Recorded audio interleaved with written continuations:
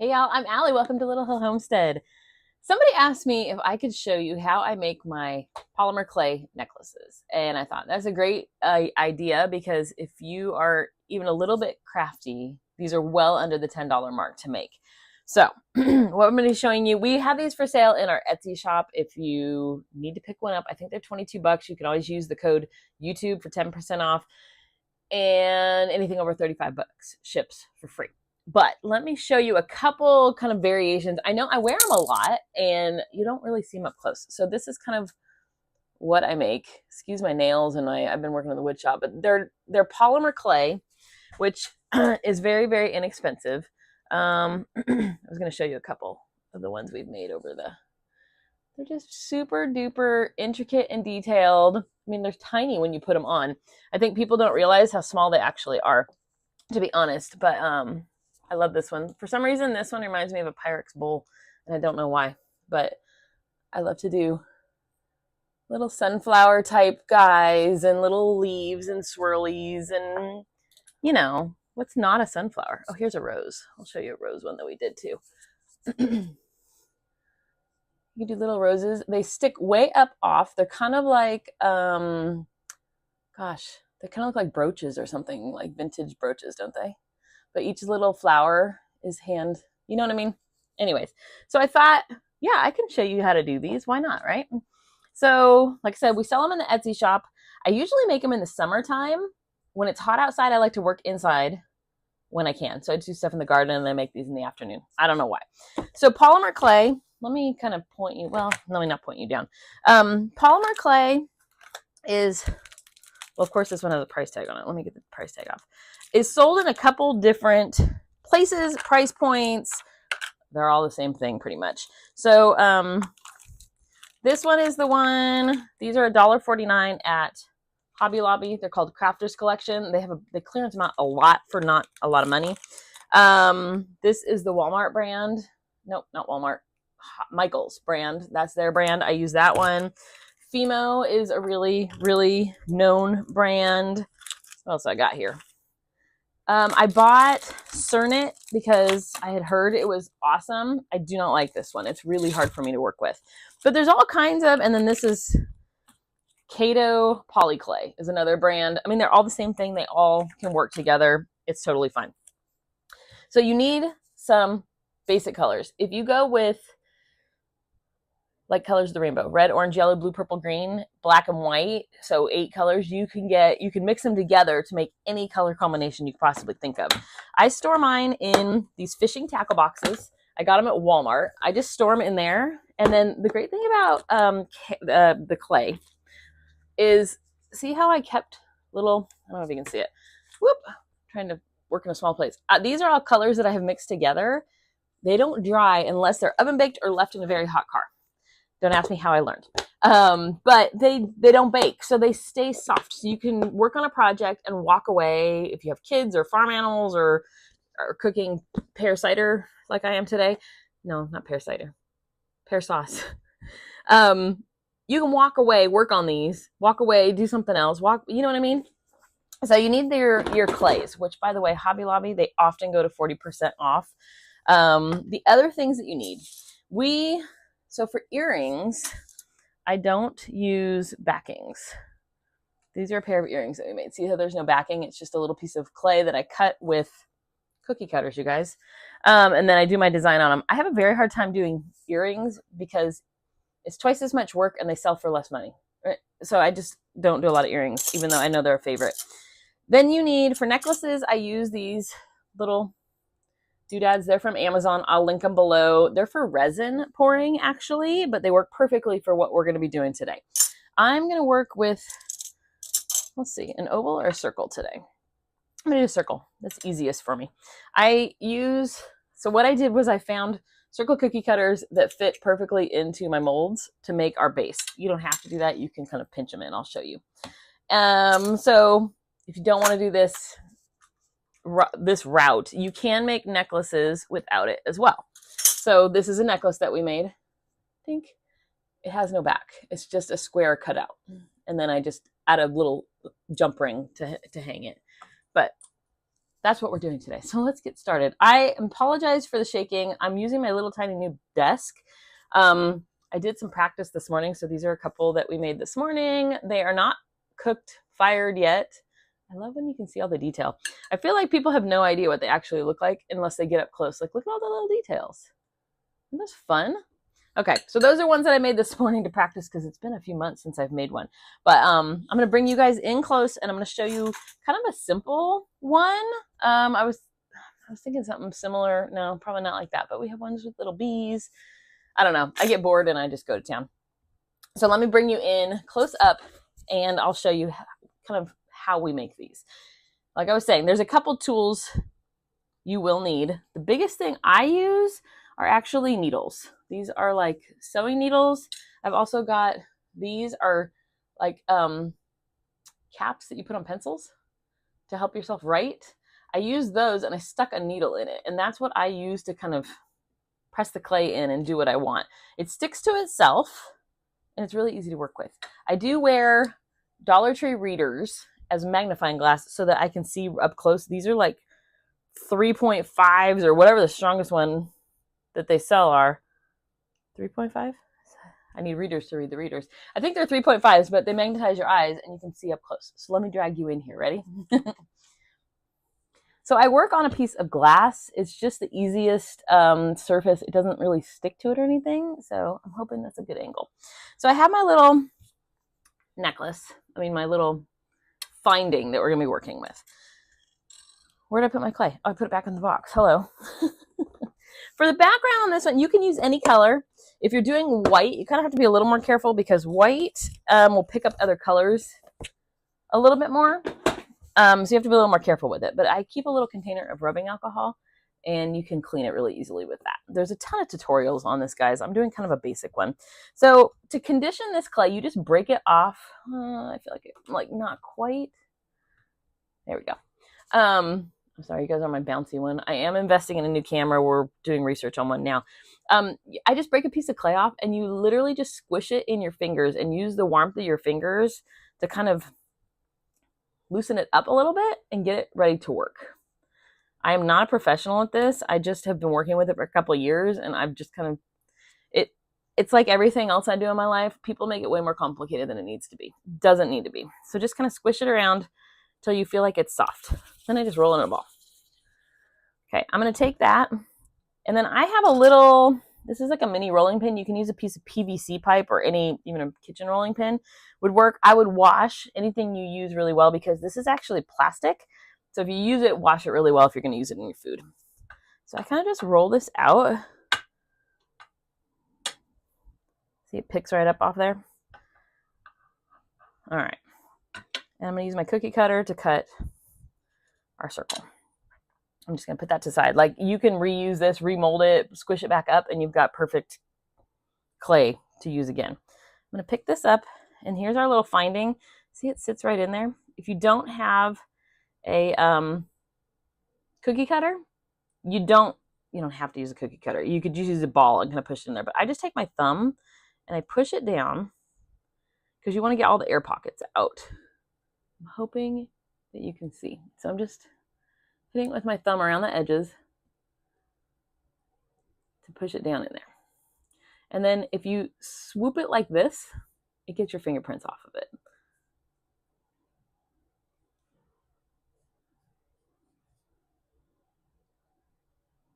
Until you get a nice flat little disc that's sitting perfectly. Some of it overhangs a little bit on the silver right there. You just kind of swoop it with your hand and it'll peel off. It's like playing with Play-Doh kind of, but I'm just using my finger. I sewed through my finger, so just ignore my cuts. But you just do that to get rid of your fingerprints. And once you feel like you have a flat, nice disc to work on, it's kind of like having a little paint palette. Like you're ready to work now.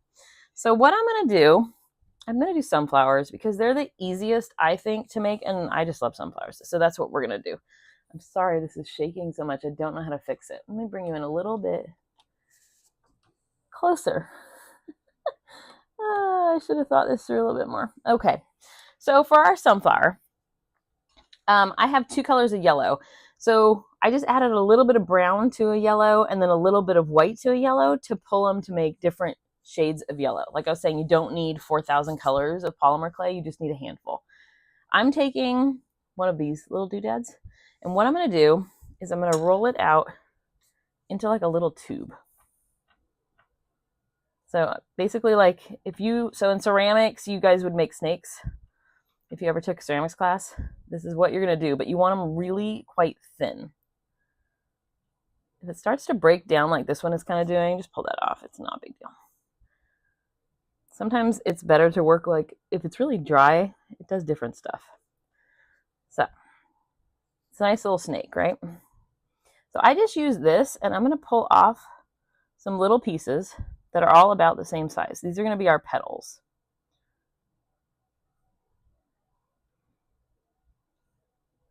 You want them similar-esque in size. And I would start simple, and then you can get way more detailed. I have some of these that I spent like 4 hours on, which is why I don't make a lot of them, because by the time I put 4 hours into one and sell it for $22 with materials, it's really not that much. Like I was saying, that's why I don't do earrings. They take me pretty much twice as long to make, because you have to make 2 identicals, and they don't really sell for much more. All good. I'm not complaining. I did this for fun, and it's for me. I wear all these necklaces all the time, so you see them in my videos often. Okay, so we have a whole bunch of little yellow pieces. Now I'm going to do a little bit with our other yellow, just so we have 2 shades of yellow. I think it gives it some dimension. You don't have to. You can go with 1.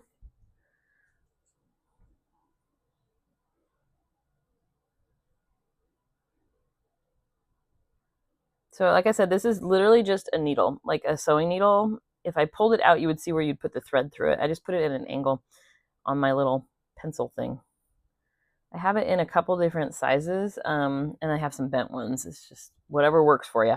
You'll figure it out as you go, what's best for you. Okay. So there's our petals. So to make a legit petal, I kind of just roll it between my fingers until you get a little shape like that. So I'll pick up another one, do the same thing. You kind of roll it back and forth, and it'll get, see how it got like narrowed on the ends? It makes a perfect little petal. So then I just take this and squish it on it, and it sticks to it so that you can carry it over here to put on our necklace. So then I just go, you know, what do I want? I'm going to do a kind of a more simple sunflower, I think, today. Let's see. Aim for the middle of your, aim for the middle, and then kind of just squish down a little bit, and it'll stick. I already made another one, so I can just pick that up and then just place it right next to it. Boom. I got a little clay that came off. It just scrapes off. It's not a big deal. So I'm just going to keep going. You can roll them on your fingers or on the glass. Depends on what works for you best. If you don't have a piece of glass, just use a plastic cutting board. Just make sure it doesn't have a texture, because it will pick up any texture that you roll onto it, which could be cool if you wanted like a lacy look or something. You'd be good, but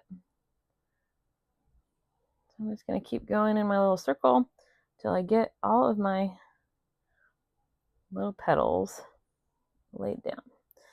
So I'm starting with a simple one for you guys, just because, like I was saying, you can get super detailed on these guys, but I'll let you do that kind of on your own. I'm not even putting you guys in the camera. Hold on. There we go.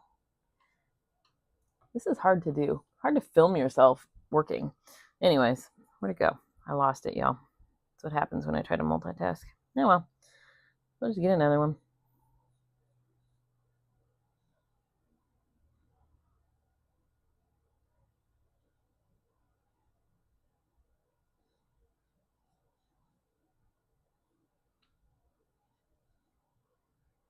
And they don't have to be perfect, you guys. I mean, the joy of it is you have some wiggle room once you get them on here to kind of change the shape. You can press into them to make them look a different look completely.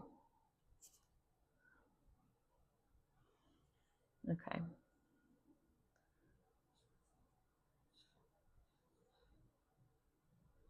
If you feel like it's too big, just move it in, because we're going to put a center on it, so it'll kind of cover it up.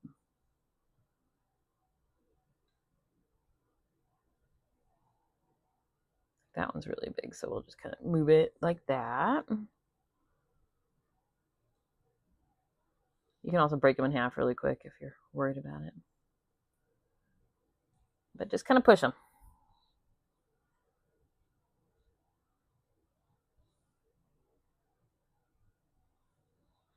If you have grandkids, teenagers, this is a fun one because once you bake these, it's like a lifelong little gift.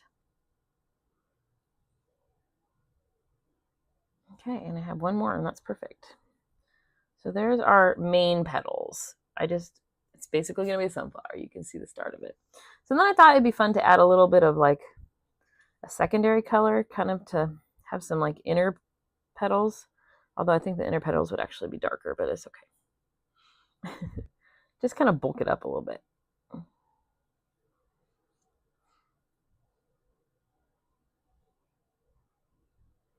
And if you have little oopses, like you can push it and it'll cover up your little oopses.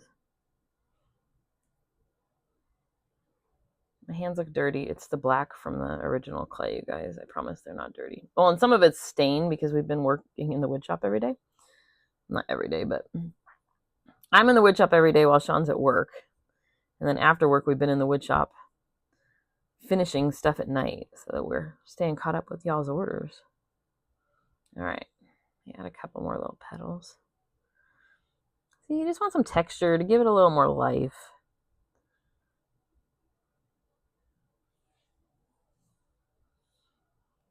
So it kind of looks like, okay, what is she going for here, you know, right? But once you start adding the petals and all of the other details, it really does pull together nicely, I promise. So if you want more, like, there we are right now. If you want more, like, dips in your petals to make it more look textured, just push down a little bit more. I don't know if you saw me what that did. Like, this one's pretty rounded up. Just go in and push this, and it'll kind of push down into the clay a little bit. If you screw up, scrape it off and start over. It's not a big deal.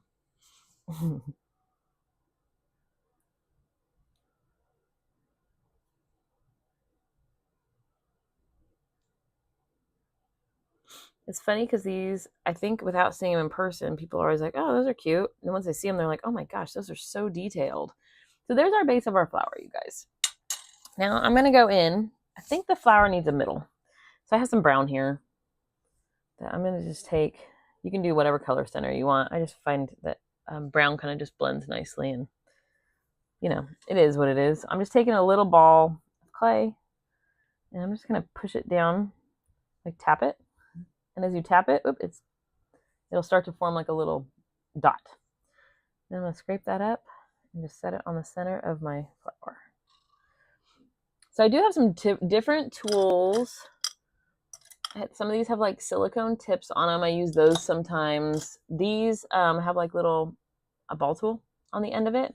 I have ones with different sizes. These came from Michael's and I used a coupon, but I like to go in and kind of give it some texture like the center of a sunflower would have.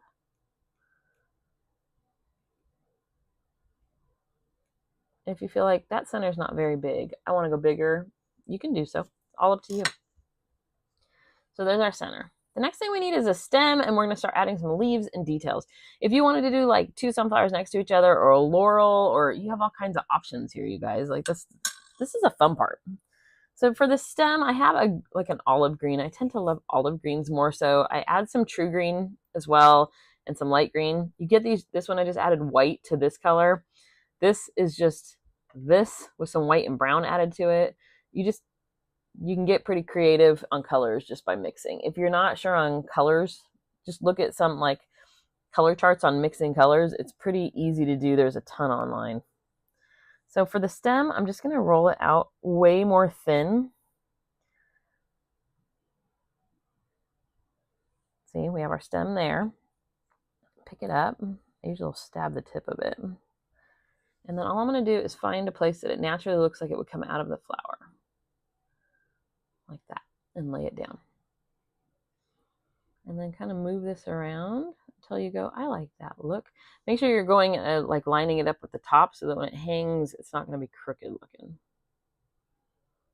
Like that. And then just kind of pat it down a tiny bit. Now it's stuck. Take this and just take off the end. I think there's your stem. it sticks to itself really easily. Like it's not going to lift off at all now. So for leaves, I like to do leaves a little bit bigger, especially on sunflowers. They have big leaves. So I take just another dot of clay. I mean, this is all about rolling these little pieces. And I'm just rolling it in a ball. Then when I put it down, I'm just going to roll it a little bit on one end. So it makes like a teardrop shape.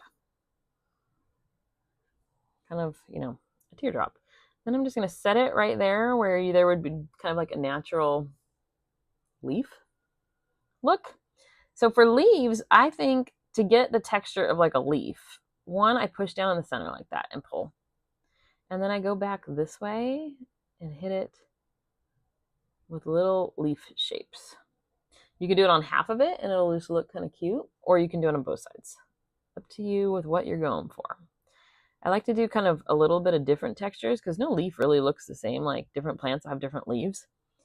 So there's one little leaf. And then we need another one because I'm all about uneven numbers, or you can't just have one leaf. It doesn't look right. So I'm going to stick another one right here. And then same thing. Just go in. Oops. And just push down.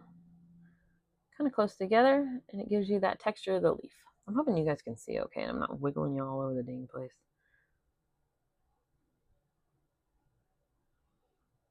Okay. So there's kind of our base. That's simple and cute by itself, right? You actually are finished if you want. I love to go in and add swirls or other leaves. Depends on the shape you're going with. Like this is going to be more simple pennant. But let me see if I have. I've done ones like here. This one. See how many little pieces we added to kind of pull it up to make it look like it's got different shape leaves. Those are, see the same like teardrop shape. I just made them longer. Let's see. This one is kind of similar to what we just did, but I just added a couple other next to it because zinnias always are like growing with more than one. So I thought that was kind of cute.